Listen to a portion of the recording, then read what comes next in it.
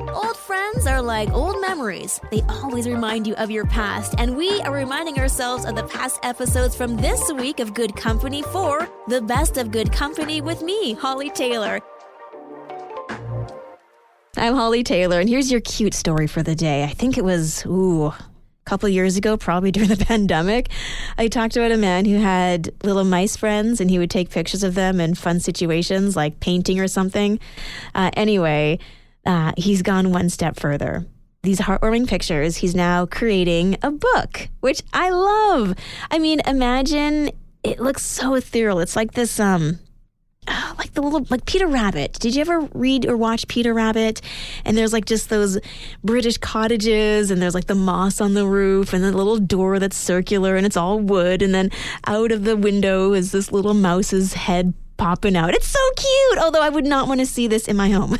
That's the irony of this. But anyway, he's now taken so many pictures. He's putting them together in a book, and it's something that he will now be selling. He's also opening a pub and a bookshop, and he's selling hobby homes because people want these cute little homes that in his pictures the mice are hanging out in. So I appreciate how what just was a line of defense against depression and focusing on cute little things and just trying to make it through has grown into multiple businesses and a way for other people maybe to create their own little mice villages with those little hobbit homes. So there you go.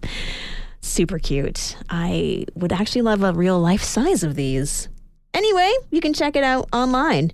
The social media channels are George the Mouse in the Log Pile House. I'm Hollie Taylor. We're talking about summer fun. That's right. And right now it doesn't feel like fun because I have missed the mark and the deadlines for certain summer camps, although there are still options. Although for a lot of the provincial campsites and all of that, we may have missed the boat. A lot of them opened up in February and March, and here we are, April.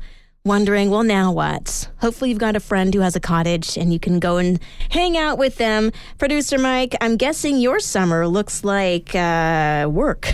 It does, and you're making me think ahead. Like, today taxes are due, tomorrow Canada Day, and then, by Thursday it's Christmas? Pretty much. The year is just moving way too quickly. It really is. Yeah. Like, how is it already April 16th? Like, I'm having a really hard time computing this. Yeah, we're on Tuesday. I haven't even thought about my weekend yet, so the summer, that's way too far off to think about. Yeah. You are very fortunate that you don't have littles to plan for. So lucky.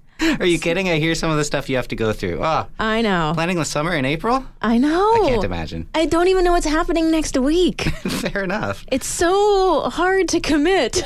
Yeah. At least I know I'm not alone. Text message here at 905-338-1250. Heather says, yes, my daughter has already asked me to watch the kids. Yeah, because what are you going to do? And summer camps are so expensive. It's like you need a mortgage payment for 3 camps. Like you can't do more than 3. It's too much. When they say it takes a village, they weren't kidding. Also, when they say that the days are long but the years are short, also, they weren't kidding.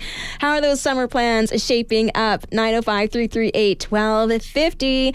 Sam says, have not even thought about it. The joys of retirement. Don't rub it in, please. It's too painful. It's too soon.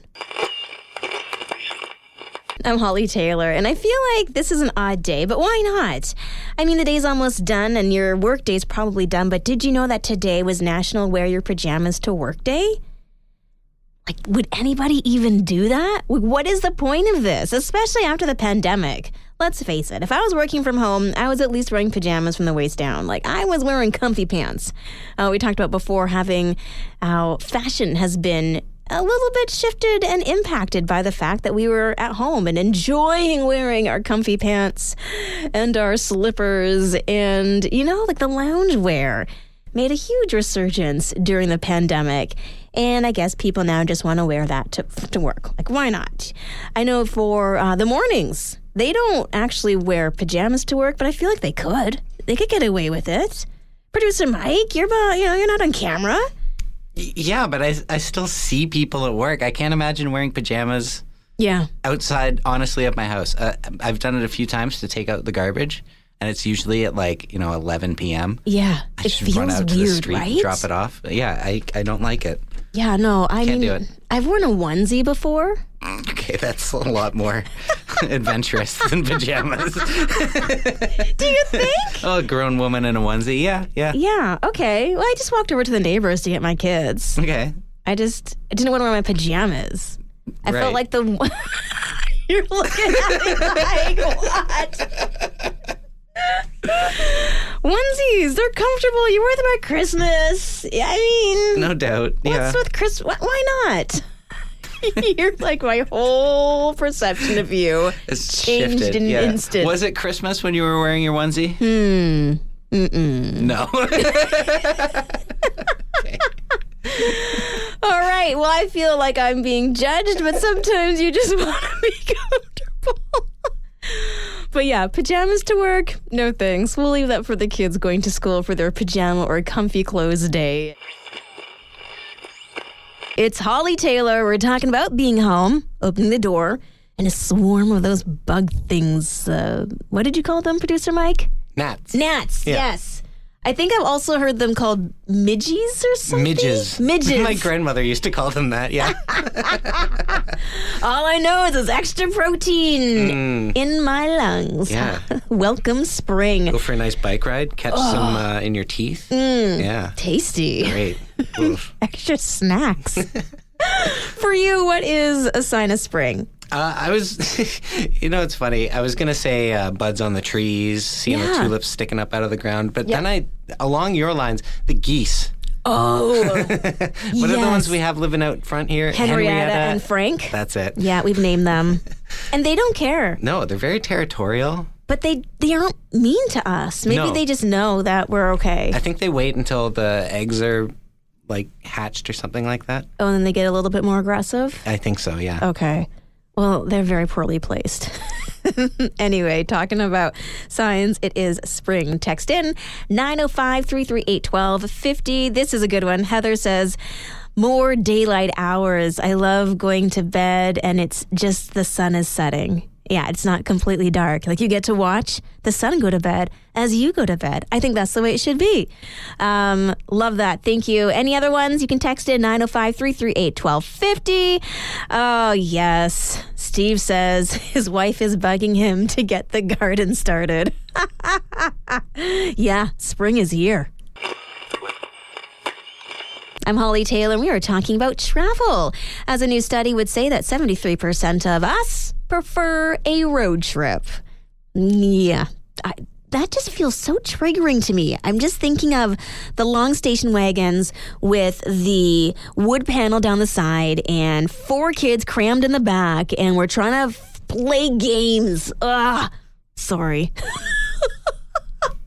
You make it sound like you're traveling down the Oregon Trail.